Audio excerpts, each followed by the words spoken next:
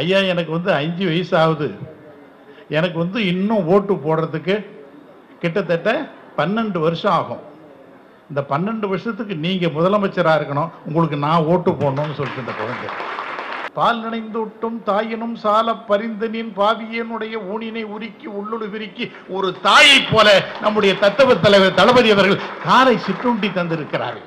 நெத்தியில பார்த்தா நாமம் போட்டுன்னு வந்தேன். அந்த புரட்டாசி மாதம் நாமம் போட்டுன்னு தான் வருவேன். என்னையா பெரிய நாமம் போட்டுருக்கேன். ஆமாண்ணா இன்னைக்கு பெருமாளுக்கு உகந்ததுண்ணே, 3வது சனிக்கிழமை, அதனால தான் நான் போட்டுன்னு வந்தேன் அப்படின்னு என்னையா பண்ணுவீங்கன்னு கேட்டேன். 3வது சனிக்கிழமை ஒன்றும் இல்லைண்ணே, எல்லாம் குடிச்சிட்டு 12 மணிக்கு நல்ல வெயிலில் வெளியே நின்று பாட்டு பாடினேன். நான் பாட்டு பாடியான்னாரு.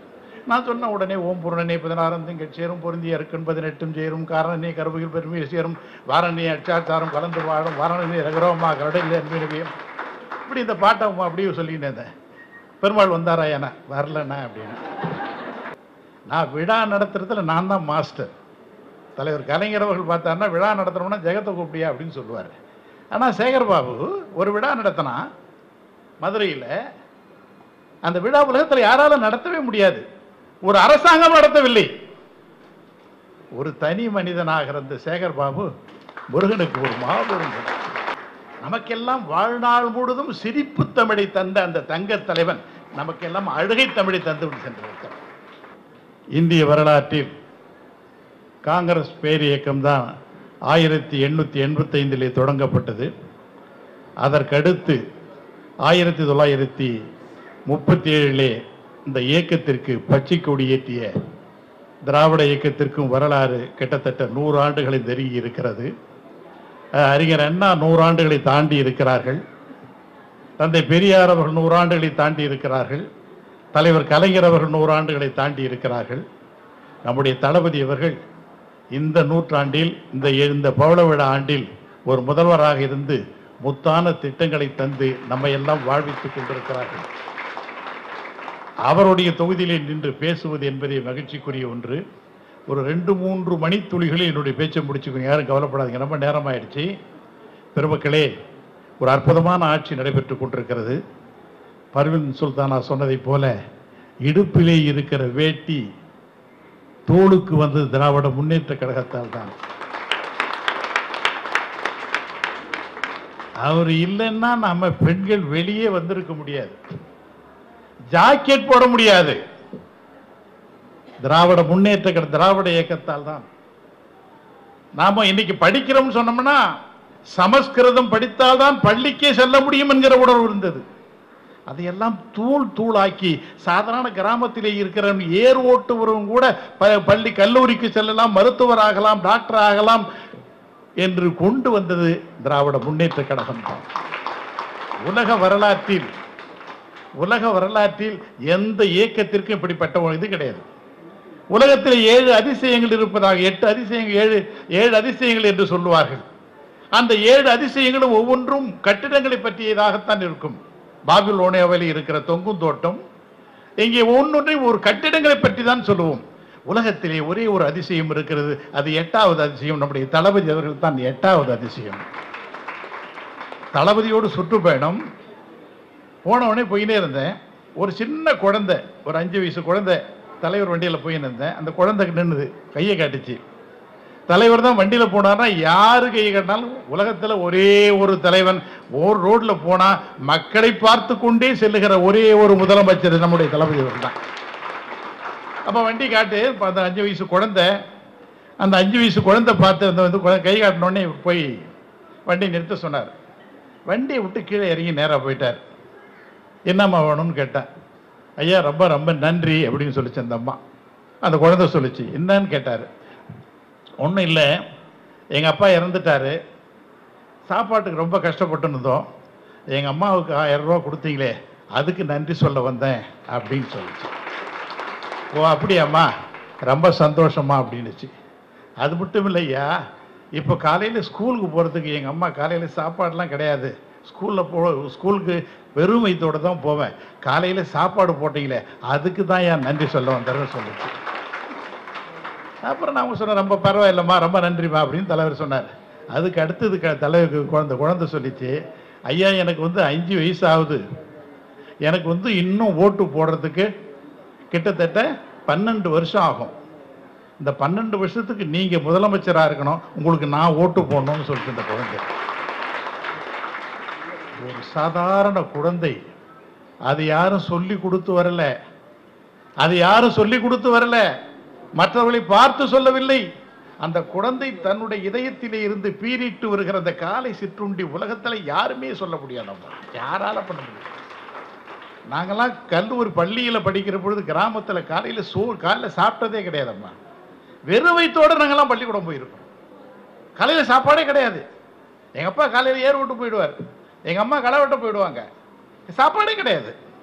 இதையெல்லாம் பார்த்து பால் நினைந்தோட்டும் தாயினும் சால பரிந்தனின் பாவியனுடைய ஊனினை உருக்கி உள்ளுடு விருக்கி ஒரு தாயை போல நம்முடைய தத்துவ தலைவர் தளபதி அவர்கள் காலை சிற்றுண்டி தந்திருக்கிறார்கள்.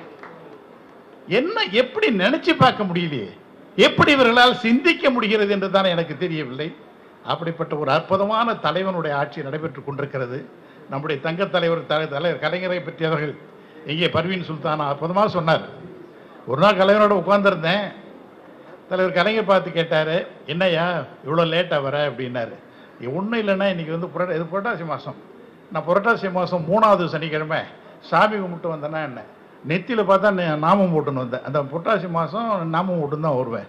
என்னையா பெரிய நாமம் போட்டுருக்கேன். ஆமாண்ணா இன்னைக்கு பெருமாளுக்கு உகந்ததுண்ணே, 3வது சனிக்கிழமை, அதனால தான் நான் போட்டுன்னு வந்தேன் அப்படின்னு என்னையா பண்ணுவீங்கன்னு கேட்டேன். 3வது சனிக்கிழமை ஒன்றும் இல்லைண்ணே, எல்லாம் குடிச்சிட்டு 12 மணிக்கு நல்ல வெயிலில் வெளியே நின்று பாட்டு பாடினேன். நான் பாட்டு பாடியான்னாரு. நான் சொன்ன உடனே ஓம் பூரணனே 16 திங்கள் சேரும் பொருந்திய அருக்கன் 18 சேரும் காரணனே கருவுகில் பெருமையை சேரும் வாரணி அச்சாச்சாரம் கலந்து வாழும் வாரணனே ரகரோமா கடலில் அன்பினவியம், இப்படி இந்த பாட்டை அப்படியே சொல்லின்னு இருந்தேன். பெருமாள் வந்தாரா என வரலண்ணா அப்படின்னு. தலைவர் சொன்னார், ஐயோ எனக்கு கூட ஒரு பெரிய மனக்குறையா அப்படின்னார். 5 முறை முதலமைச்சராக, 2 கோடி பக்கங்கள் தன் கைகளில் எழுதிய தலைவராக, 6 பிரதமரை உருவாக்கிய தலைவன், 5 ஜனாதிபதிகளை உருவாக்கிய தலைவன், 2 கோடி தொண்டர்களை மாவடு தின்னாமல் மசக்கை இல்லாமல் பெற்றெடுத்த அற்புத தலைவன் கலைஞர் அவர்கள் சொன்னாரு, எனக்கு ஒன்னே ஒன்றுதான் என்னன்னா அப்படின்னா, நான் வந்து பேசினேன் சொன்னாரு, நான் சந்திக்க நினைச்சு சந்திக்க முடியாத போனேன், எனக்கு ஒருத்தர் தான்யா என் வாழ்க்கையில் அப்படின்னாரு. நான் சொன்னேன், யாரை சொல்றீங்கண்ணா அப்படின்னா, காந்தியடிகளை சொல்றீங்களா என்ன இல்லைன்னார். பில் கிளேட்டை சொல்றீங்களா என்ன இல்லைன்னார். ஆபிரகாம் லிங்கனை சொல்றீங்களா இல்லை கேட்டேன் இல்லைன்னாரு. கென்னடியை சொல்றீங்களா என்ன கேட்டேன் இல்லைன்னாரு. அவர் எல்லாத்துக்கும் இல்லை இல்லைன்னு சொன்னார். நான் தலைவர் கேட்டேன், என்னன்னா இப்படி சொல்றீங்க, எதுவுமே இல்லை இல்லைன்னு சொல்றீங்க, நீங்க யாரை சந்திக்க நினைச்சு சந்திக்க முடியாத போனது அப்படின்னாரு. இல்லையா இந்த கடவுள் தான் யான்னாரு. நான் சொன்னேன், என்னன்னா கடவுளா? ஆமாய்யா, எல்லாரும் சொல்றாங்க இருக்குதுன்றாங்க இல்லைன்றாங்க, அவர் வந்தாருன்னா அவர்கிட்ட ஒரு வார்த்தை கேட்டுடலாம், இருக்குதா இல்லையான்னு சொல்லுங்க. எப்படிப்பட்ட தலைவன் பாருங்க, எப்படிப்பட்ட சிந்தனையோடு தன்னுடைய வாழ்க்கை இந்த சமூகத்தை தூக்கி நிறுத்திய ஒரு மாபெரும் தலைவன். உலக வரலாற்றில் யாராலும் நினைத்து பார்க்க முடியாத உழைப்பு உழைப்பு உழைப்பு உழைப்பு என்று சொல்லி தன் வாழ்நாள் முழுதும் இந்த மண்ணுக்காக மக்களுக்காக நமக்காக ஓயாமல் உழைத்த உத்தம தலைவருடைய 100ஆண்டு விழாவிலே இந்த நிகழ்ச்சியை என்னுடைய அருமை சகோதரர் சேகர் பாபு அவர்கள் நடத்தி கொண்டிருக்கிறார்கள். பழனியிலே இருக்கும் கந்தப்பழம் நீ பார்வையிலே கொடுக்கும் தங்கப்படம், உனக்கான மனக்கோயில் கொஞ்சம் இல்லை, அந்த உருவாகும் அன்பிற்கோர் பஞ்சம் இல்லை என்று சொல்லலாம். ஏன்னா பார்த்தீங்கன்னா இவன் ஒரு விழா நடத்தினான், நான் விழா நடத்துறதுல நான் தான் மாஸ்டர். தலைவர் கலைஞர் அவர்கள் பார்த்தாருன்னா விழா நடத்துறோம்னா ஜெகத்தை கூப்பிடியா அப்படின்னு சொல்லுவார். ஆனால் சேகர் பாபு ஒரு விழா நடத்தினா மதுரையில், அந்த விழா உலகத்தில் யாராலும் நடத்தவே முடியாது, ஒரு அரசாங்கம் நடத்தவில்லை, ஒரு தனி மனிதனாக இருந்த சேகர் பாபு முருகனுக்கு ஒரு மாபெரும். எனக்கு ரொம்ப அதை விட மகிழ்ச்சி, மலேசியாவில் என்னுடைய அருமை நண்பர் நடராஜன் அவர்கள் வந்தாங்க. மலேசியாவில் உலகத்திலே பெரிய முருகர் கோயில் எங்கன்னா மலேசியாவில் தான். அவன் தான் என்னுடைய நண்பர், குடும்ப நண்பர். அவர் அந்த விழாவுக்கு வந்தார். அவர் சொன்னார், நான் உலகம் முழுவதும் சுற்றி கிட்டத்தட்ட 150 நாடுகளுக்கு சென்றிருக்கிறேன், கிட்டத்தட்ட 60 நாடுகளிலே நிகழ்ச்சிகளிலே கலந்து கொண்டிருக்கிறேன். ஆனால் இங்கே இந்த முருகர் மாநாட்டில் எங்களை கவனித்த மாதிரி ஒவ்வொருவரையும் வெளிநாட்டிலே இருக்கிறவர்கள் அத்தனை பேர். நம்மளால நினைச்சே பார்க்க முடியும். எப்படி இப்படியெல்லாம் இவரால் பண்ண முடிஞ்சுது அப்படின்னு என்னால் நினைச்சு பார்க்க முடியல. அப்படிப்பட்ட ஒரு அற்புதமான செயல் தொண்டனை நமக்கெல்லாம் தந்துவிட்டு தந்துக்கிறார் தலைவர் அவர்கள்.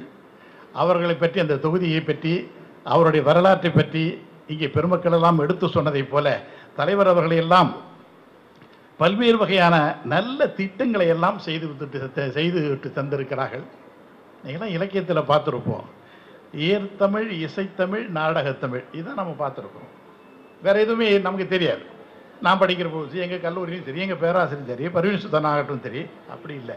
தலைவர் கலைஞர் மட்டும்தான் உலகத்திலே ஏர்த்தமிழ், இசைத்தமிழ், நாடகத்தமிழ் மட்டுமல்ல, சங்கத்தமிழ், காப்பியத்தமிழ், குரலோவிய தமிழ், வீரத்தமிழ், விவேகத்தமிழ், காதல் தமிழ், கற்பனை தமிழ், இப்படி மேடை தமிழ், மாநாட்டு தமிழ், விவாத தமிழ், வாக்குவாத தமிழ், இப்படி பல்வேறு வகையான தமிழை நமக்கெல்லாம் அள்ளிவிட்டு சென்ற. அது மட்டும் இல்லை, நமக்கெல்லாம் வாழ்நாள் முழுதும் சிரிப்பு தமிழை தந்த அந்த தங்க தலைவன் நமக்கெல்லாம் அழுகை தமிழை தந்துவிட்டு சென்றிருக்கிறார். அந்த தலைவனுடைய மறைவை நம்மால் ஏற்றுக்கொள்ளவே முடியவில்லை.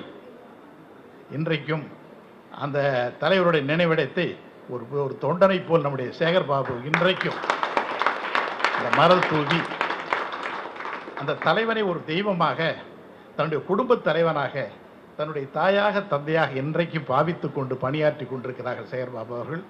ஆகவே இந்த நிகழ்ச்சியை நான் நிறைய பேசணும் தான் வந்தேன், நேரம் ஆகி போச்சு, மணி 9:30 ஆகி போச்சு.